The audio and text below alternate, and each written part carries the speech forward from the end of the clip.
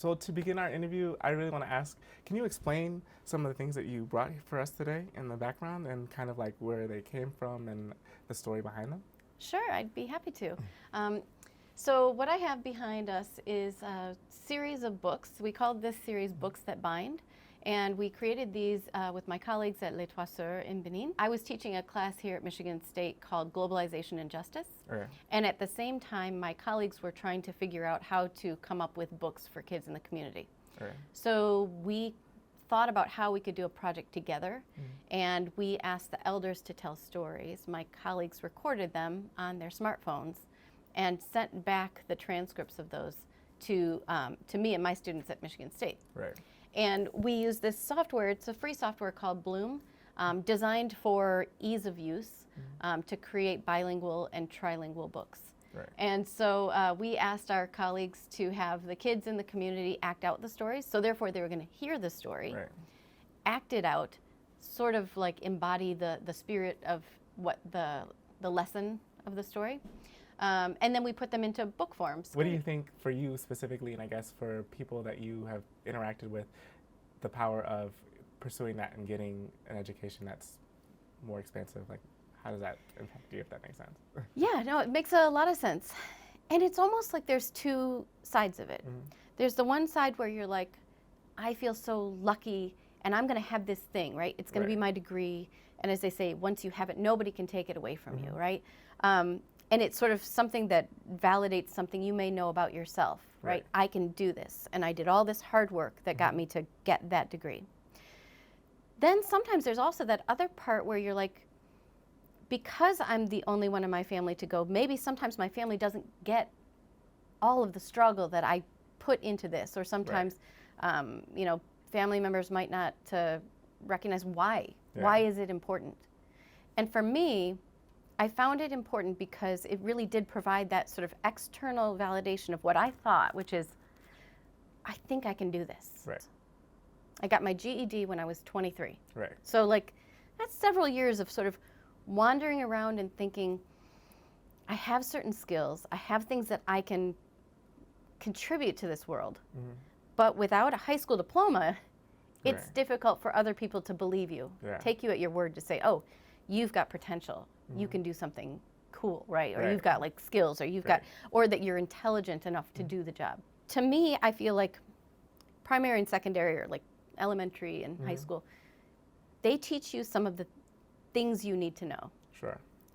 I feel like higher education teaches you how to critically think and to think about how to learn. Okay. For you, since you had such a different kind of way into approaching your career, how does that affect you, or what advice do you have for people that don't technically take a traditional path in getting an education or pursuing a career on how the societal, like, do it this way, if that makes sense? That's a great question.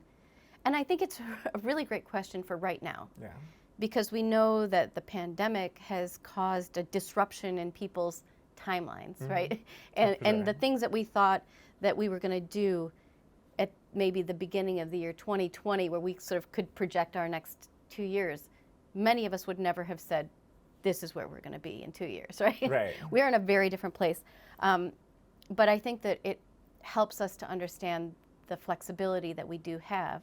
Even if you're not doing something that is specific to, I'm going to college to get a higher education, there are other things that you can do to become educated, because I think that people attach education as synonymous to being intelligent or to gaining intelligence, when you can be educated and not know anything going on in the world. Right. So that's a huge thing. I think that your experience specifically is really cool and such a great guide for people that aren't taking a specifically traditional path. Not that you didn't, but I think it's really important for people to understand the role of experience and how experiences can be varied and, like I said, have different nuances, and where you are now is like, you're super successful in my opinion. Pursuing a degree in a career in higher education, excuse me. So that's really cool. And I guess based on that aspect of the experience, can you speak more to your projects and the things that you've been able to do through your career and within that? Yeah.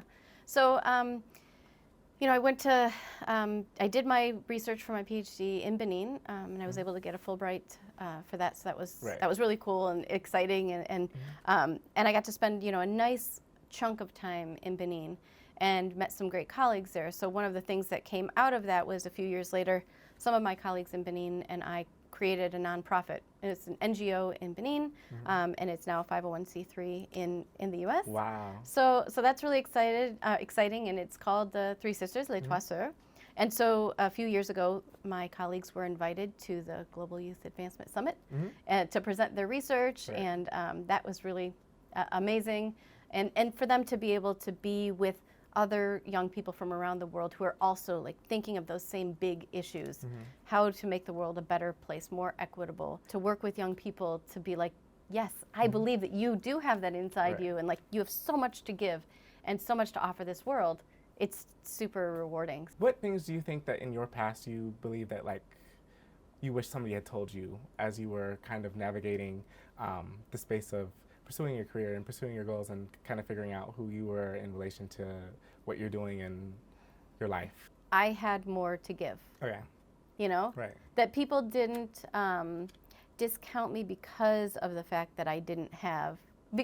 I wish that people had looked more at me in terms of assets and told me about all of the things I could offer, rather than reminding me of the deficits. I think it's really important and pertinent to young people now, but also just with the situation, the climate that we're in. Yeah. There's just so much that is changing, and I feel like there's a societal standard of just because this is changing doesn't mean you shouldn't be here in this specific position. So.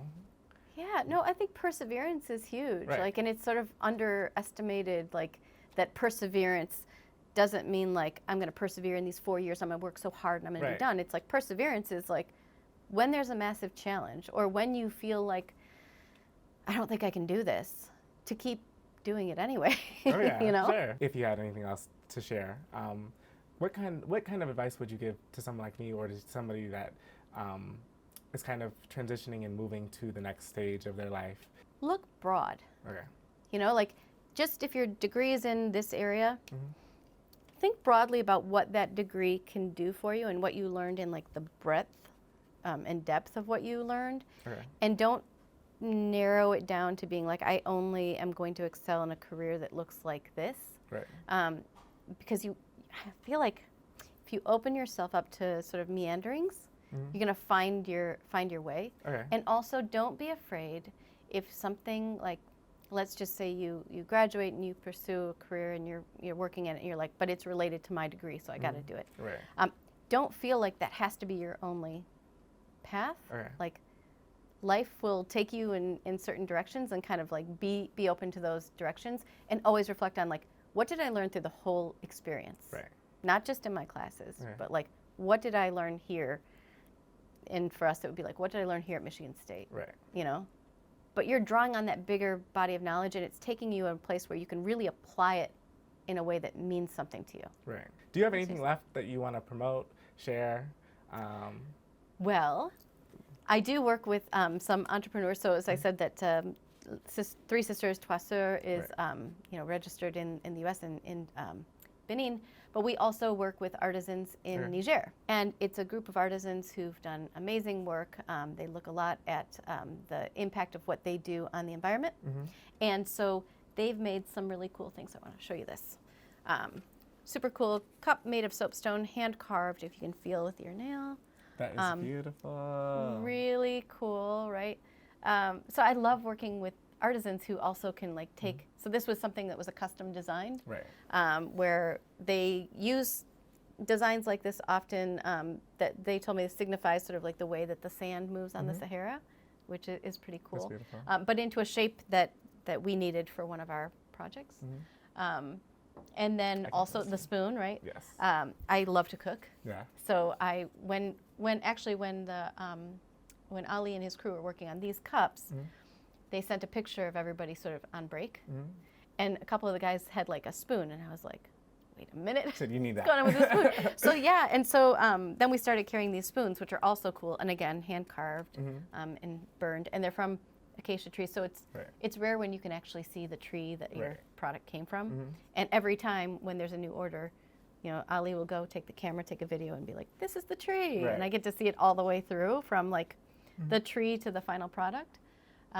And then the last thing is the bag over there, hand woven from natural grasses, and the women in the collective work on these, and they're awesome as well. So I just got a picture the other day of these grasses, and then they were like, you know, see everybody weaving them, which is cool, and it's nice to get to know the community. So like I know everyone, we send messages back and forth, and it's pretty cool.